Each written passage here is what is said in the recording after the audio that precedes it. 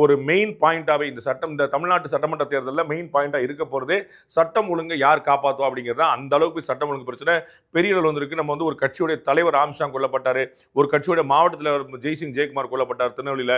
இப்படி பிரபலங்கள் உட்பட நிறைய பெண்களுக்கான பாதுகாப்பு பல விஷயங்கள் இங்கே தான் பெருசாக விவாதிக்கப்படுது. ஸோ சட்டம் ஒழுங்கு தான் மெயின் பாயிண்டா எலெக்ஷன் வச்சிருக்காங்க. சட்டம் ஒழுங்கு எப்படி மக்கள்கிட்ட கேட்டோம், சூப்பரா இருக்குங்க, ஒரு குறை சொல்ல முடியாது, இது வரைக்கும் பார்த்ததுலயே ரொம்ப கம்மியா இந்த அளவுக்கு நம்பர் வருது. ஸோ டிஎம்கேக்கு வாக்களிச்சவங்க கூட நம்ம பார்த்தோம் போன முறை 48% மக்கள், நாங்கள் 44% மக்கள் நம்ம சந்திச்ச மக்கள்ல டிஎம்கேக்கு வாக்களிச்சுன்னு சொன்னாங்க. அவர்களில் கூட வெறும் 11% மக்கள் தான் சட்டம் ஒழுங்கு சூப்பரா இருக்குன்னு சொல்லியிருக்காங்க.